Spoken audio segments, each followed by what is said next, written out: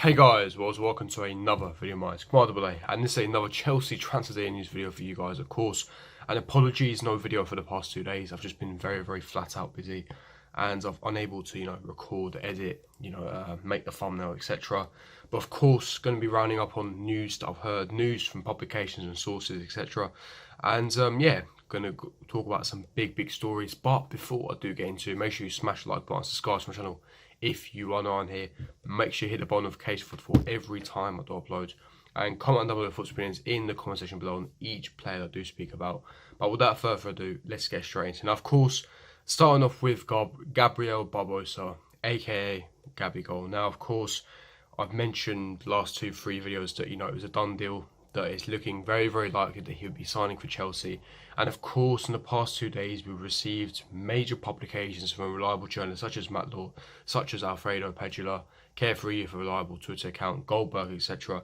They've come out and said that basically Chelsea have had no interest in Gabigol. They reported Inter Milan have offered Gabriel Barbosa to Chelsea. However, Chelsea are not interested whatsoever, and so the player will not be joining Chelsea. Now, of course, this is completely contradicting to what I heard personally. I heard personally that Chelsea wants Gabigol, Gabigol wants Chelsea, and at the moment Gabigol is on holiday, and when he comes back next Monday, he will then make a decision when he has the two options between West Ham United and of course Chelsea. And now, and as it stands, the deal for Gabigol is happening. That's what I was told. Now, like I said, hearing contradicting things, my source is relatively reliable, so I'd rather trust him. However, it's not looking good in the sense that, all these journalists saying that we're not interested in him. Now, of course, we know that Jadon Sancho will be leaving in the January transfer window.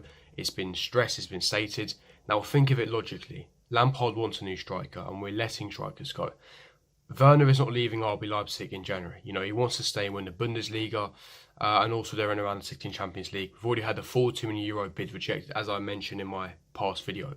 So he's not leaving in January. That is a potential summer move. You then look to Moussa Dembele from Lyon. Lyon came out with a statement last week stating that Dembele is not for sale and he won't be going anywhere until at least the summer, as they plan to build a team around him.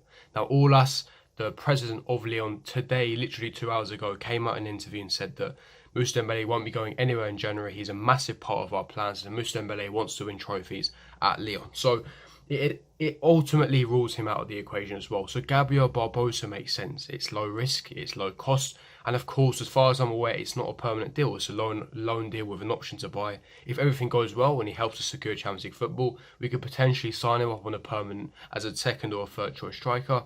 If it doesn't go well at all, we can always loan him back to Inter Milan. And of course, we all know that it's a low risk signing, and of course we need reinforcements to ensure that we get Champions League football, especially with the potential departures of Michy Batshuayi and Olivier Giroud. But people coming down my neck on Twitter saying, oh, it's not happening, you're a fraud, you're a clout chaser, you're a clown. Listen, everyone is entitled to their thoughts and opinions. If you think I'm a clout chaser, then so be it. It's up to you. Personally, I know who I am myself. I know that I have morals, I have integrity. I won't be going on social media reporting stuff if I haven't directly been told stuff, especially from a reliable person. I always make sure it's reliable. I'll give it some time. And also, before I started doing this, people say in the know ITK business, I always, before when he gave me reports, always waited and see how reliable it genuinely was. And when it came true, I understood that my my source was relatively reliable. Hence why I started posting on Twitter to inform the fellow Chelsea fans. Now, of course, it's your opinion. However, like I said, Gabriel Barbosa is on holiday and he will be returning back from his holiday next Monday, when he will make his crucial decision whether to accept Chelsea or to accept West Ham United. Of course, West Ham United are also interested. They've also put in a bid for him. That is confirmed. That my source told me that, and of course Alfredo Pedula also that as well.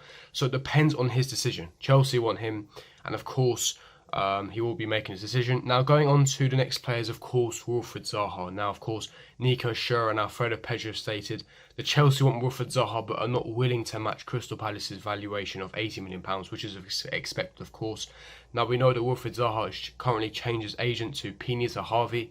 Now, if you guys don't know who Pini Zahavi is, he is a super agent, one of the top 2 or 3 agents in world football right now. Super agent, very close associate of Roman Abramovich as well. Hence why he's been heavily linked with Chelsea once again. Rumours of that Lampard wants Zaha as well. However, he is not Chelsea's first choice. He is a lot down the pecking order.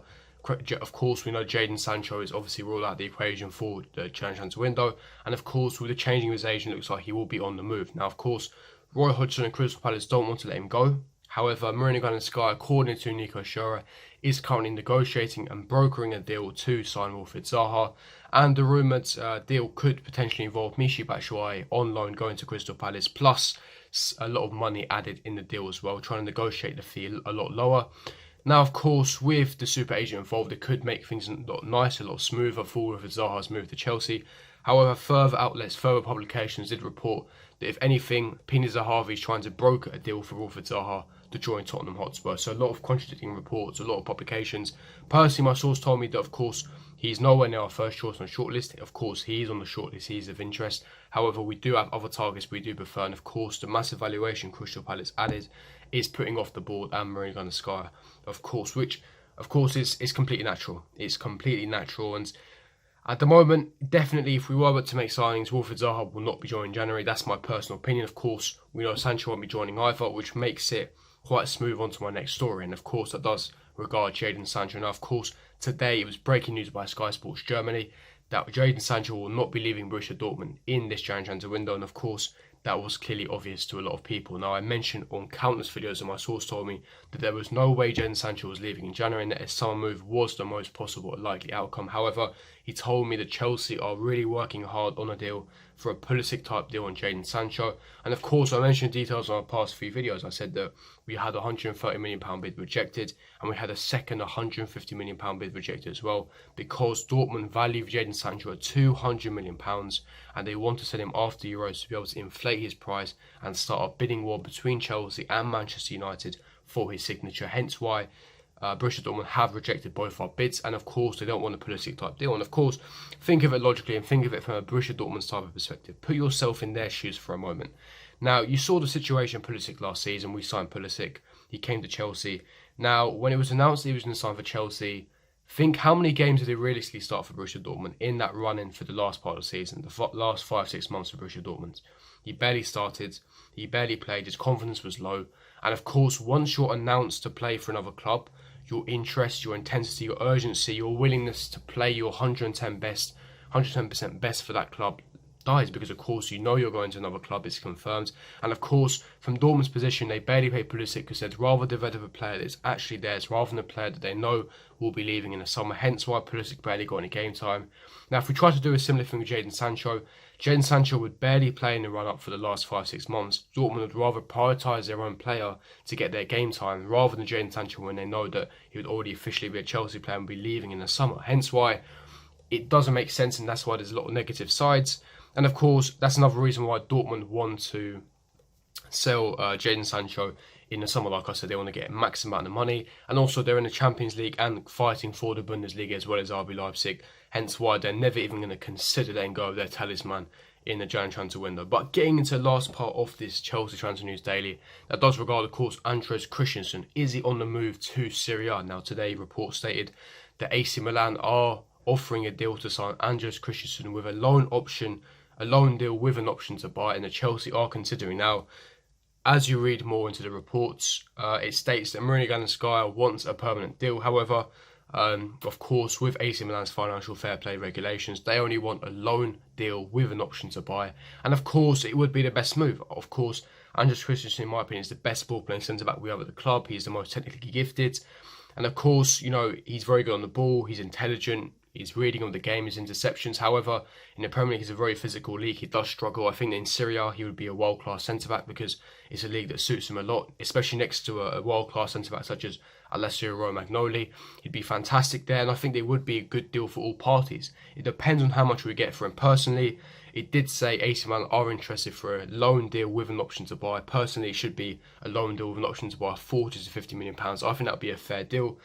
But leave me your thoughts and opinions in the comment section below. I'm going to wrap up the Chelsea Transfer News Daily video for you guys there. If you did enjoy this video, don't forget to smash the like button, subscribe to my channel if you are new here. Make sure you hit the bell notification for every time I upload. And I'll see you guys for my next video. Peace.